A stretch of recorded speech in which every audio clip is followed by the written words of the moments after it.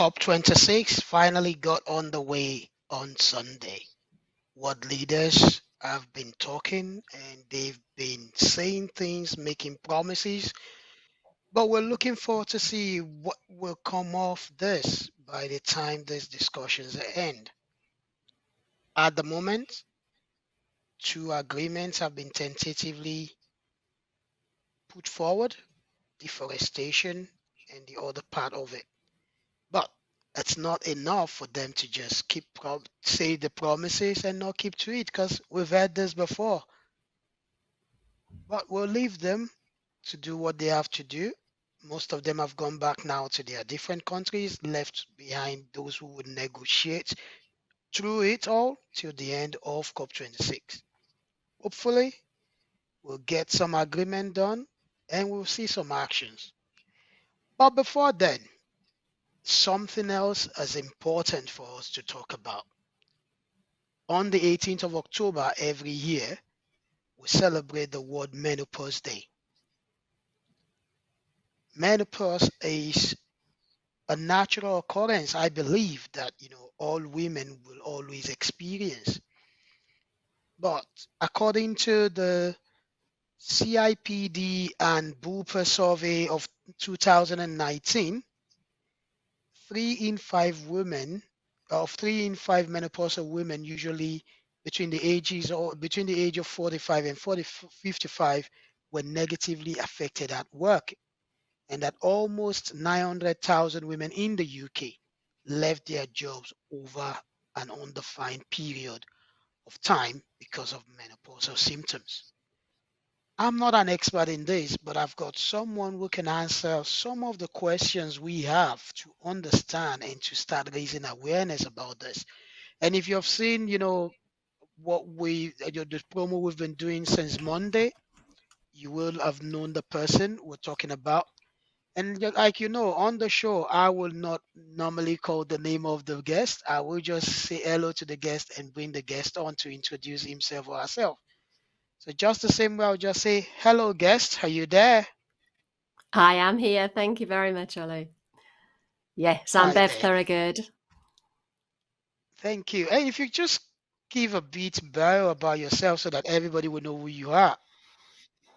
Absolutely, thank you. Yes, so my name's Bev Thorogood. I'm the director of Floresco Training Limited, and we're a specialist training provider that specialises particularly and actually exclusively now in menopause awareness training for businesses.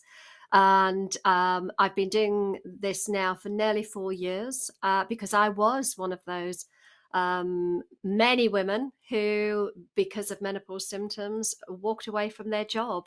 So I literally resigned my job in 2018 following 2 years of real struggle with menopause. I worked for the Ministry of Defence here in the UK and 30 years of that for the Royal Air Force, and wasn't coping with menopause. We had nothing really in place to help educate either myself as a woman going through it or my manager to help us to understand what was going on. So I didn't really ask for or get the help that I needed to keep me in the workplace. And as a result, I now work with businesses to help them to understand how they can support and retain the female talent that is potentially walking away from the workplace. And we really don't want that. Wow. Wow, I didn't know you had this experience. Well, so let's start it this way because I know many people have been really looking forward to this since we brought it out that yes, you are coming on the show today and we're talking about this. So first, if I ask, what is menopause? Okay. So there's a lot of misunderstanding, a lot of mystery, and hopefully I can demystify it. So menopause is a natural phase in the female reproductive cycle. It's kind of the closing side of puberty. So we go, boys and girls go through puberty normally in their sort of teens, where our reproductive organs take shape. They start their journey, if you like. And menopause is the end of that journey. So in reality, the word itself means menos or meno, which is kind of Greek for monthly or our menses and pause us or to stop, which is it is exactly that. It's the stopping of the menses, the monthly periods, and it's the point at which women are no longer able to reproduce. They're no longer fertile, and it's kind of the closing of that whole reproductive cycle. And of course, exactly as you said, Olu, every single woman, assuming she lives long enough to reach that point, will go through menopause. So it's a bit of a mystery, I think, for many people. We don't really understand, and we're certainly not educated particularly well about what happens at the end of that cycle. But basically, we have a period of time called perimenopause, which means around the time of menopause. And it's the lead up to that point at which a woman is period free. So, in terms of the definitions, menopause is just one day. It's the day 12 Hmm. consecutive period free months from the date of a woman's last period. And the period leading up to that one day, as the ovaries are starting to shut down, is called perimenopause. And that tends to be where the confusion comes. So a lot of women find that as their hormones are messing around, as they decline and head towards menopause, they can experience a range of different symptoms, both leading up to and sometimes for a few years post menopause. So yeah, it's basically just one day. It's the day when a woman's no longer reproductive, but the process can take much more than one day. Oh, right. Thanks for that. So, I know you've started mentioning some of the stages there when you were trying to give us, an explanation of what it is. Mm. But before talking about the stages, what are the symptoms? What are the things women should watch out for or should observe about themselves when this menopause process Mm. kicks in? Okay, so there are very few definitives when we're trying to explain sort of what to look for.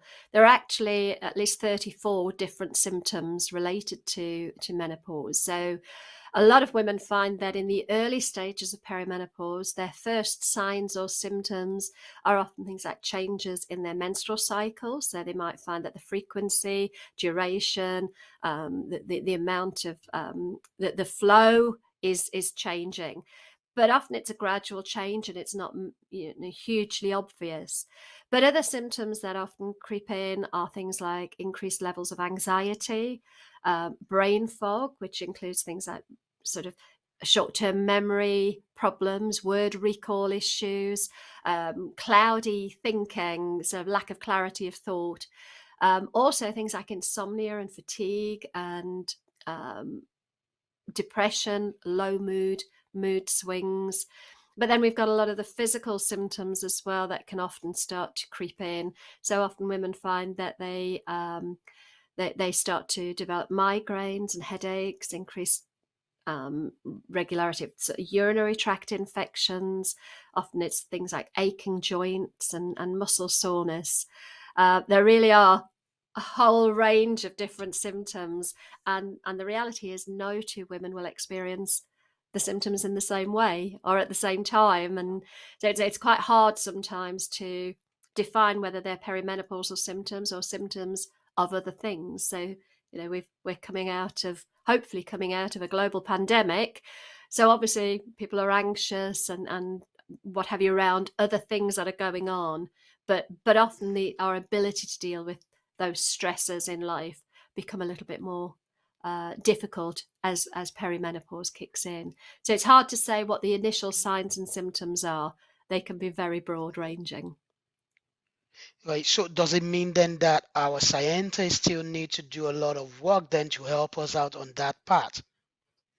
Yeah, absolutely. I think women's reproductive health in particular has been pretty underrepresented in terms of medical research in the past anyway.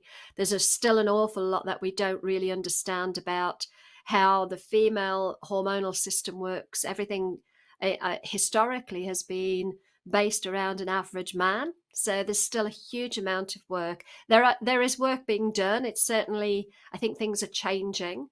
But if we look at even just how much training general practitioners in the UK receive around menopause, it's minimal. In fact, my understanding is that it's not even part of the standard curriculum for GP training. It's an additional voluntary add-on, which is quite shocking, really, when you consider 51 or more percent of the population are going to go through the menopause transition. Oh, that's surprising for me to hear that it's actually a voluntary option for GP training. Well, right, we'll see where we'll get with that. So, what are the clear stages of menopause? Sorry, what are Uh, the? can you the stages, Yeah, when yeah, it kicks in, we have what stages? yeah, absolutely. So, as I say, perimenopause is the kind of the lead up to that one day of menopause. So one that you've got that line in the sand, that diagnostic line of 12 months period free. From a diagnostic point of view, that's how a doctor would diagnose whether you've reached menopause or not. Anything prior to that, throughout our normal reproductive life, between puberty and that one day of menopause, a woman's classed as pre-menopausal, so she has her normal reproductive years. Anything from that one day until the day she dies, she's post-menopausal. So we've got those sort of stages, if you like, of reproductive, the reproductive cycle. So pre prepubescent, puberty, premenopause, reach menopause, and then postmenopause. And of course, we've got perimenopause, which is the point at which the ovaries start their journey towards closing down and egg supply runs out, and women are leading up to that one day of menopause. So they're the sort of the stages. Oh, thanks for that. So, um, just to go into how this, now affects women, because you shared your experience there, and with your experience working with the MOD for over 30 years with the Royal Air Force, and then 2016, by 2018, you left. Now, where do we start this discussion from? Should it be starting from the employees themselves, or the employers, or the government, or is it the third sector? Where should we start this discussion? Gosh, I think it has to come from everywhere. I think there's definitely a responsibility in terms of businesses and employers to recognize that the workplace demographic is changing, that women over 50 in particular are the fastest growing sector of the workplace. So whilst menopause affects women at any age, it's not just an older woman's issue. The majority of women will tend to reach menopause between 45 and 55, and women over 50 are the fastest growing sector of the workplace, and many will work much later than they probably have done historically. So it's not unusual now for women to still be wanting to, or feeling they have to work until their sort of mid to late 60s, possibly even into their 70s. So we are definitely seeing, workplaces where women are working all the way through their menopause transition, and they're often at the peak of their career, aren't they? They're often at the point where they're bringing the most value to the work that they do. So I think there's definitely a responsibility that employers must recognize that this period in many women's lives is turbulent in many ways, and it is a transition, and they may need additional support throughout that time. But I also think there is a responsibility on women ourselves to be more open about this phase in our life cycle. It shouldn't be something to be embarrassed or ashamed about. It's a natural event, but I think there is still an awful lot of stigma and taboo around being menopausal, that we as women, I think, need to be willing to put our head above the parapet and say, well, actually, no, I'm not going to shy away from this. I'm not going to not speak up. It's nothing that I should be ashamed about. I'm going to open up and ask for the help I need. And of course, there's a huge amount of belief systems going on in the background. There's a lot of potentially sort of ingrained biases that we may have about the menopause and how women are perceived in general as they're getting older in the UK in particular, in the Western world in particular. So I think there's a responsibility on all sides, and I do think the government needs to be involved. I think there does potentially need to be legislation to offer more protection for women as they're going through their menopause transition. There's obviously something not working if so many women feel that they have to walk away from the workplace because they can't ask for or get the support. So I think there does need to be government intervention. I'm not particularly political. I'm not a, politically um, driven, I must admit, but I do think there's a responsibility there for the government as well to take action to protect women as they're going through their menopause transition. Okay, so basically it's the responsibility of everybody. Now, I want to go back to, just trying to explore your own experience of it. So at that time when you were going through this process, was it that you had nobody to even talk to or to speak to about it, or was it that you yourself just wouldn't speak about it to anybody, and that made you walk I away from the Yeah. job? No, I did speak. I certainly I had a great boss. My boss was fantastic. He was a 27-year-old man at the time. And he was fantastic, but he wasn't trained. He didn't really understand what was going on. And the reality is, Ollie, I didn't know what was going on because Wow. women don't get any kind of education on this. We're really not prepared for when it happens. And I probably realized that with hindsight, a lot of it was menopause, but I'm not sure that while I was going through the problems, I realized that much of it was menopause related. I recognized the hot flushes when they started. That was quite obvious that they were menopause related, but I had no clue that the levels of anxiety and the loss of confidence that I'd experienced, the brain fog and the feeling that I wasn't as competent as I used to be. I didn't feel like I Hmm. was able to manage the work that I was doing as well. So I don't know that it's a case of I wouldn't speak about it. I certainly spoke to my female colleagues and I was quite happy to talk to my boss, but I didn't know what to do with the with what was happening, and we had no education in place at the time. To be fair to the MOD now, they do have a menopause policy. They do offer training, and not just because I left. I think there was lots of things going on, um, but I did talk about it, but I didn't realize the depth of the symptoms. I think like many other women in that sort of age bracket, the point at which menopause hits, there's often lots of other things going on in life. You're potentially, we in my particular case, we had caring responsibilities for a family member who was disabled. My daughter had just had a baby. She was training to be a nurse. There was lots of other stresses. I just moved into a brand new job in 2016, so I was learning new skills, and just it was overwhelming. And I think had I had the education within the workplace to help me kind of put the pieces in place to fit that jigsaw together, and to see that actually this was normal and natural and I could get help with it, I think I'd have probably been able to stay in the workplace, but I didn't. I felt like I had no option. I felt like my options were either I resign or I go on long-term sick leave, and I didn't want the Hmm. latter. I didn't want to be the person who was taking lots and lots of time off sick. So I did feel, I guess, at the time a little bit that like my options were quite narrow. All right. All right. I mean that's quite insightful, everything you've mentioned there. And I know a lot of ladies or a lot of people listening to us out there now are picking up points there.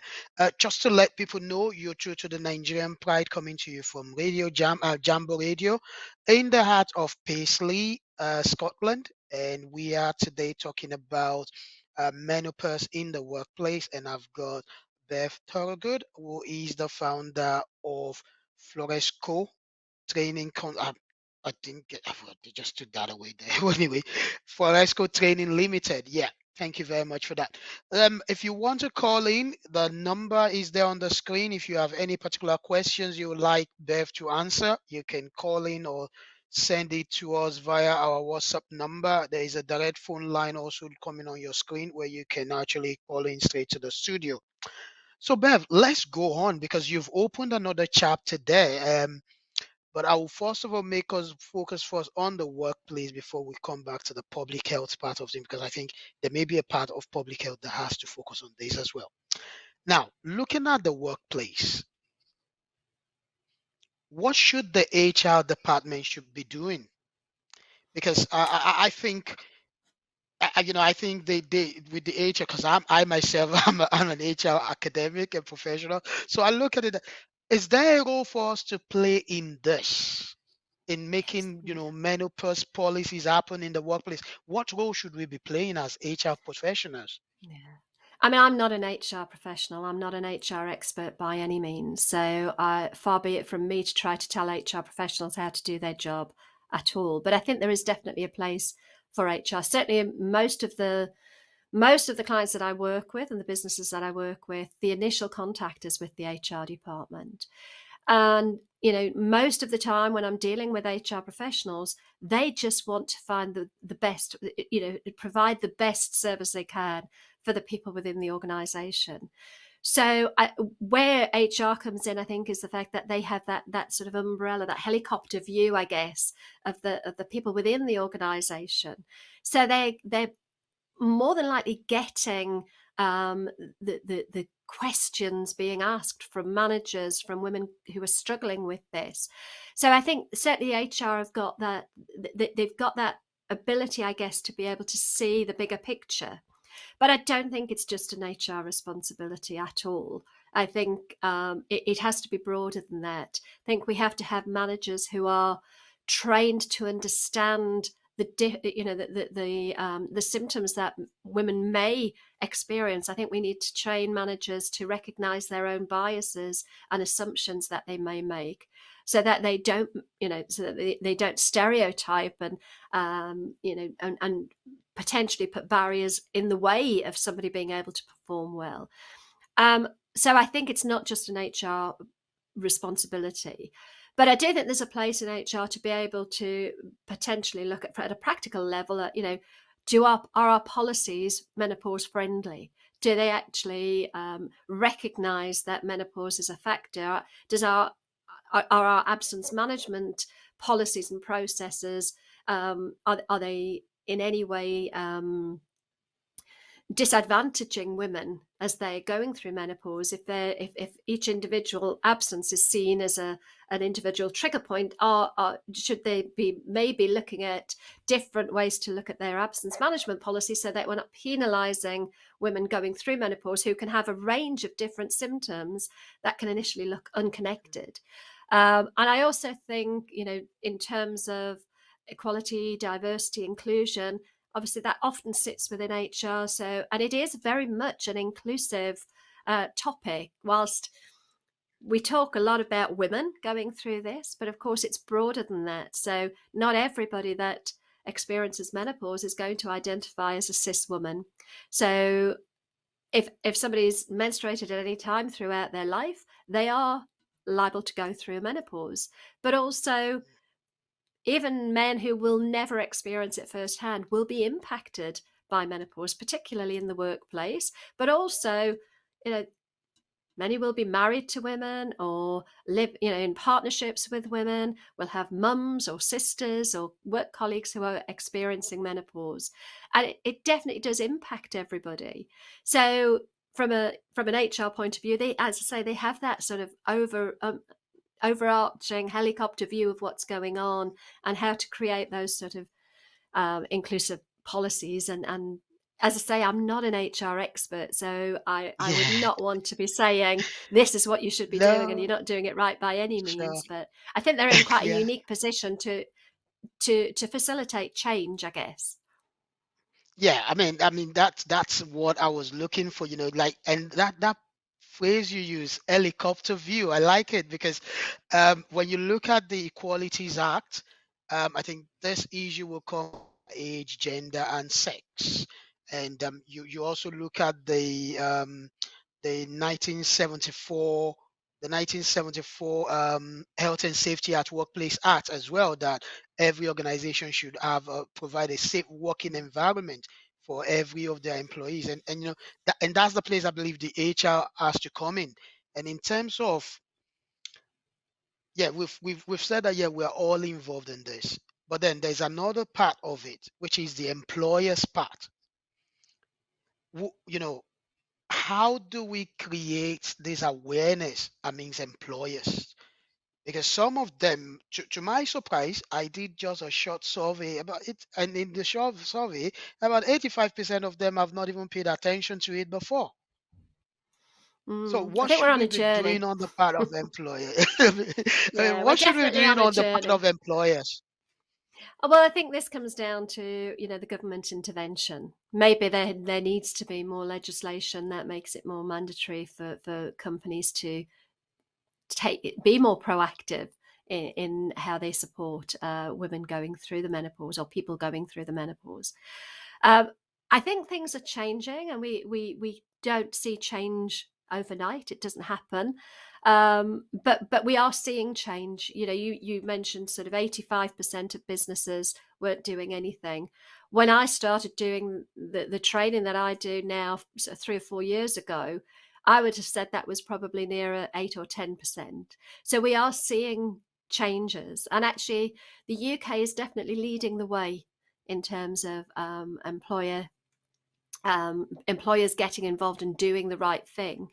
I mean, from a business point of view, it makes absolute sense to proactively support menopause from an employer brand position, employer reputation, costs, from a cost perspective, an economic perspective, you're likely to reduce the cost of absenteeism and presenteeism, improve employee relationships, improve productivity and performance. There are so many benefits for the business. And of course, we all know that having a diverse workforce ultimately improves the bottom line. So I can't think of any negatives, and it's really cost effective to raise awareness through training in particular.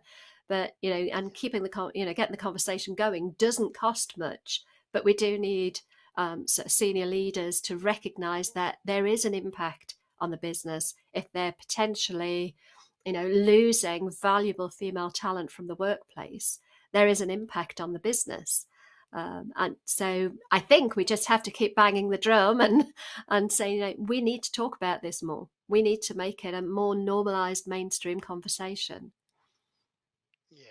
So thanks for that. So I know on the 29th of October there, I know the menopause support led by Diane Desbrick did have like a rally outside Mm, the parliament. I mean, you mentioned that to me earlier, and I've just looked mm, at it, and I see that they did that to applaud the UK government offer to slash the cost of HRT, repeat yeah. prescription. Should the government be doing just more than this? Because I know that's a big one for the campaigners, getting that news. But do we need the government to actually move beyond this into, like, getting legislations to get employers to have policies in place and things like Mm. that? Yeah, I mean, as I said earlier, I'm not politically driven. I'm not particularly an activist, but there's some amazing work being done by Diane Danzebrink and the Make Menopause Matter campaign, and work by Carolyn Harris MP, and there has been. I think they've made great progress. It is a journey. The reduction in cost of hormone replacement therapy for women in England is a great start, but I mean, in Scotland and Wales, they never paid for HRT, so that's kind of bringing England into line with that. But what that does for a lot of women is it makes treatment to help them stay in the workplace more accessible. Um, but in terms of what the government should do, there are other measures. The Make Menopause Matters campaign is about much more than just HRT. It's about better education. In 2019, I think it was 2019, losing track Yeah. of my years, either 2019 or 2020. I can't remember exactly. I think it was last September, actually. Menopause is now part of the school curriculum. So we're getting that sort of the full circle of education around reproductive health in schools, which is great. So now we're talking to teenagers and children about this whole process. So that was part of the campaign. That was a win. We're also, I think, I say we. I've not been involved in the campaign, although I support it.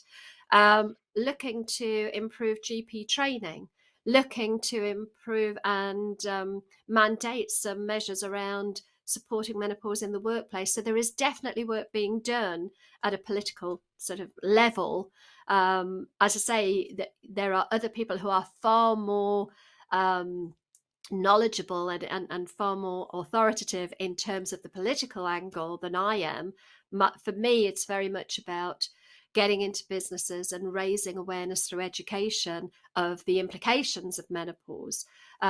But of course, I massively support any measures that help that process and actually get people sitting up and listening and taking notice. But yes, I think the government does need to do more, and I think there's a lot of work and campaigning going on to make it happen.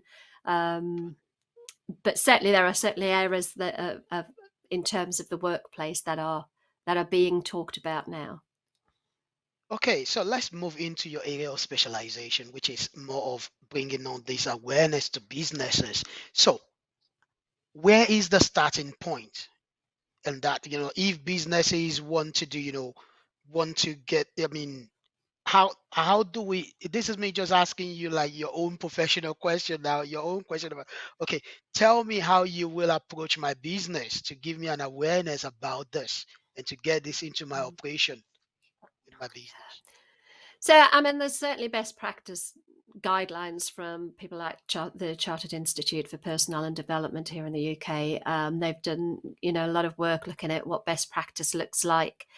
Um, how I would approach it, obviously, I come at it from a training perspective. So, for me, training is fundamental. That raising that awareness, clarifying and demystifying the whole process so it stops being a taboo. Certainly what I find when I work with businesses and I do general awareness training applicable to all employees, so it's not just targeted at the women, it is targeted at everybody, is it for me it's about raising that awareness and starting the conversation. And the awareness training, it's almost like it gives people permission to open up and talk about their experiences, which is really powerful. So for me, what I think I want to bring into the business is, look, let's get people talking about this before you potentially, in my opinion, I think this is the way we need to do it. Before you worry about getting policy in place, let's get people talking about it. Let's get it to the point where people within that business know that as a business they recognize and value people are, throughout their whole career, and that menopause is recognized as a part of that cycle that needs supporting. So it kind of gives the permission for people to open up, and then the business can then start to get feedback from within from the people within that organization, which will help to create and design the policy that suits that particular organization best. So for me it's about getting in there and getting people talking so that we can break down the taboos. And I think I can throw around whole loads of data and stats about the benefits to the organisation and the cost savings and all of that sort of thing, and that kind of might get the hierarchy sitting up and listening. But in reality, for me, it's about creating or helping businesses to create that culture where people are open and feel supported if they open up and talk about what they're going through, and they're not going to feel judged. They're not going to feel in any way that their career could be jeopardized, or that they're likely to be disadvantaged in any way. So I do think Right. it's important more than anything to talk and get that awareness in place. Okay, thanks for that. So from what you're saying there, you're looking at it from more like from the bottom to the top in terms of getting people to start talking about it.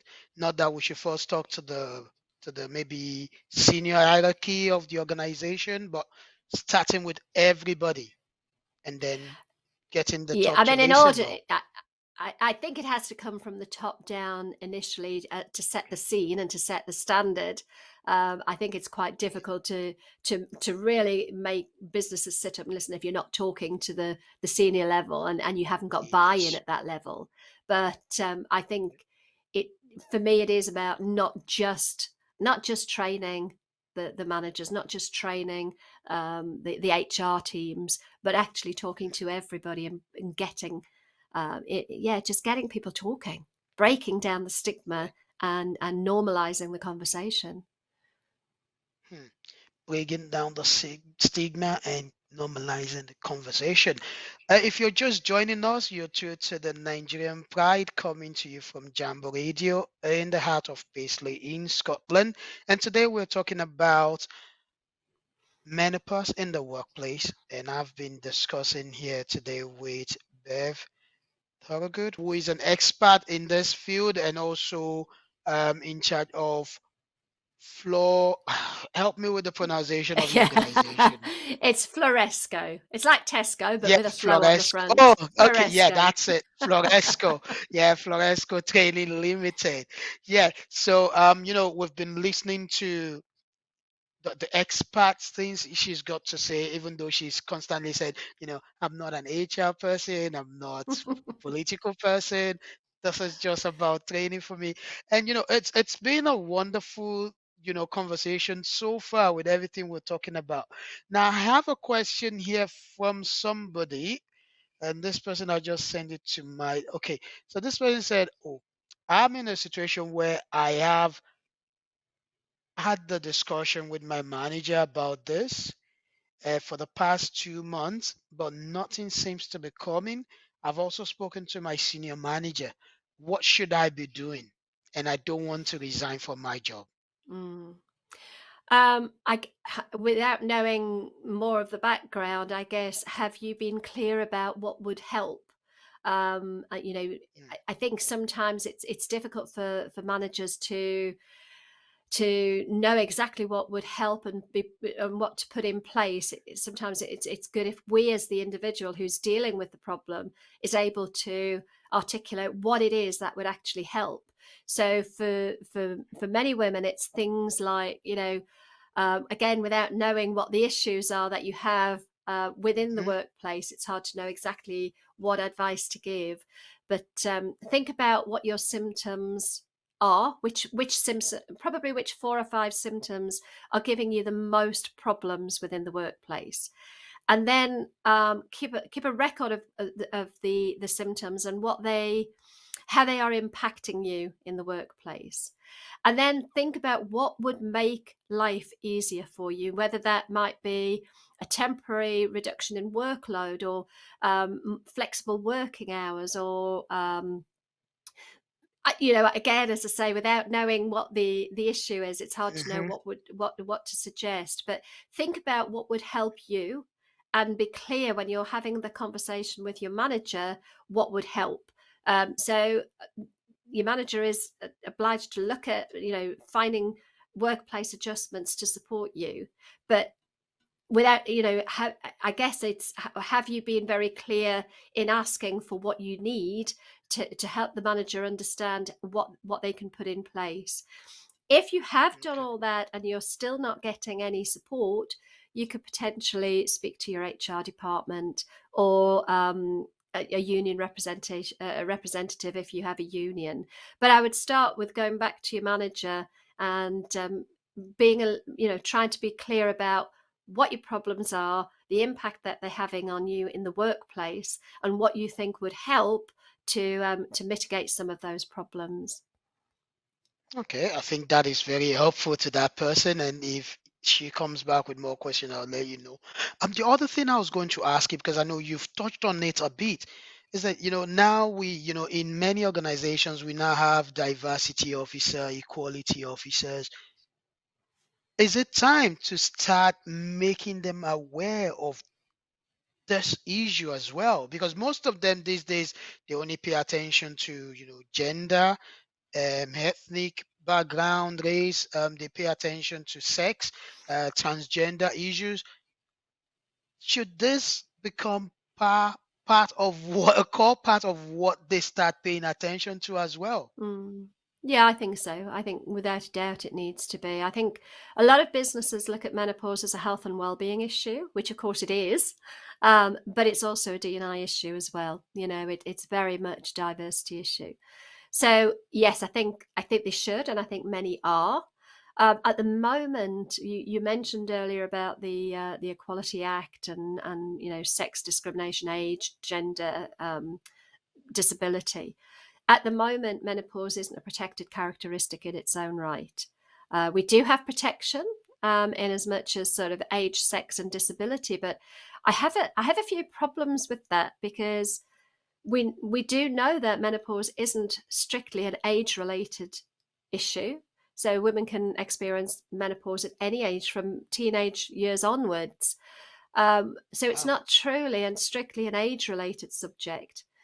We do know that it affects people of not of transgender, not just cis women. So is it truly a sex? Is it truly a sex and gender issue? I'm not sure. That's probably where it falls into most. And I'm not sure that as a menopausal woman, I want to be classed as disabled. Now, I totally get that many of the symptoms, because of their duration and severity, would fall under sort of disability legislation. But I don't know that I want menopause to be seen per se as a disability because I don't feel disabled because I'm menopausal.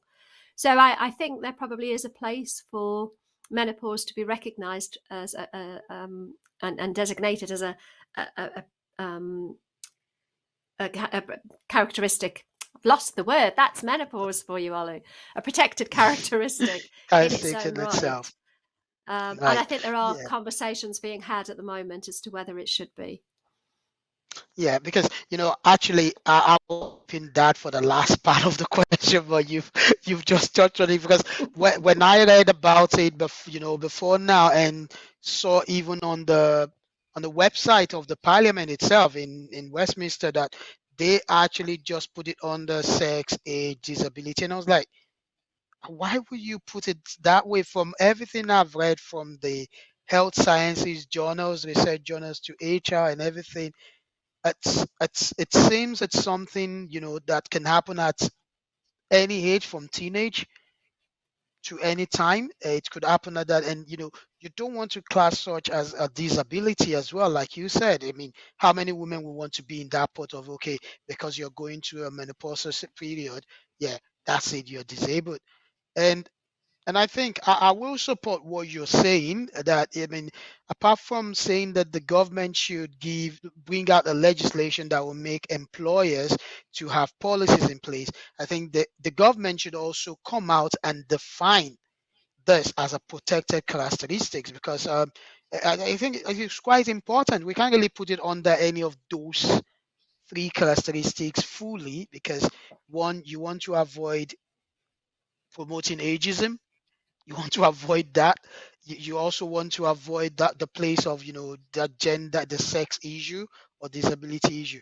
And I believe that will be something I on this program and my team would try to do for the future. Like when we come back to this topic, have yourself see if we can even get MP Caroline Harris, and even if we can get Diane to have a chat about this, and let's get the thing that, okay, where do we really go to from here.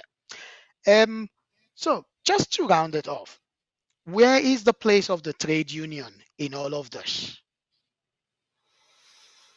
Um, Now you see, we're going down the political route. I'm not particularly political or union I don't know, led. I know some of the unions have but done some great work. Unison, I know. I think some of the other large trade unions have certainly got things in place. In terms of what their role is, I guess if the trades unions are there to ensure fairness for everybody within the workplace, then there has to be a part that they play in ensuring that there's fairness for women as they're going through menopause as well. or maybe I should say it this way, that, okay, how can they help promote the awareness Um, of menopause in the workplace? Yeah. I mean, they've got a big voice, haven't they? They've got a big voice. Yeah. So uh, I feel slightly out of my depth in this on this question, but I think Okay. they've got the opportunity, they've got the platform to be able to raise awareness and potentially put pressure on their on employees, I beg your pardon, employers to Yes. to do what they need to do. But I guess if there's no legislation there, what what leverage do the unions have? I don't know. Have. So Hmm. That's a good one to say there. What leverage do they have if there's no legislation there? So let's mm, come back to Floresco Training Limited. How can they help businesses? How can they help employees? How can they even help trade unions? Tell us. yeah, through awareness training. I offer training around. It's very specific. As my niche is menopause. So by raising awareness, by training line managers, by helping women themselves to understand what they're going through and the available um, menopause management options out there. There's an awful lot of, we talked about HRT before, there's an awful lot of confusion and misunderstanding and myths around the medical options. So I do talk to women about how they can take more responsibility for their own health and well-being. So basically, I can go in and I can raise awareness, get the conversation going, and help people to open up so they can get the support they need, get the help they need both internally and externally through their GP. I do help women to understand how they can have conversations with their manager to ask for the support they need. I also speak to and train managers to help them to understand how they can have supportive conversations and put in place the support that is needed. So, yeah, it's very much training focused. Most of it is now virtual. So it's given us the COVID pandemic has actually given us a great boost forward in using technology to help deliver training, which means I can speak to many more people at once. But also, I do offer in-person training, and very soon there will be e-learning as well, so more on-demand training available. Oh, good. Thank you so much for that. I would just say a big thank you to you for giving your Thank time at you. a very, very, very short notice. And, I really appreciate this. And I hope that, whenever we get in touch with you in the future for any awareness thing, you'll be there for us. And also for listeners out there, businesses or individuals, you can contact Bev Thorogood through LinkedIn. She, once you type the name on LinkedIn, it should just bring her up. She's got a lovely video there to say that says something about who she is there. So you can always get in touch with her directly there as well. And if you want to come through us as well, yeah, we can link you up with her at any point in time. Um, on that note, I would love to say a big thank you to all my listeners, most especially those listening across the world, those who have been in touch. Many people always go through my own personal social media account. I mean, it would be good if you can go to the media account, the social media platform of the radio station and the phone number. That will really help a lot as well. Um, Thank you so much, everyone, and a big thanks also to Bev again for agreeing to be part of the show today.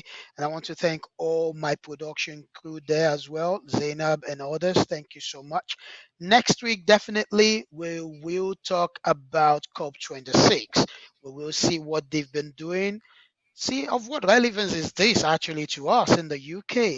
Is it time to just have our own plan of action and face it ourselves and just deal with it? Or should we still continue to do the motherly love, the fatherly love, and try to see how we can, maybe through introduction of some taxes on some of the countries that wouldn't listen or keep to those promises and move forward?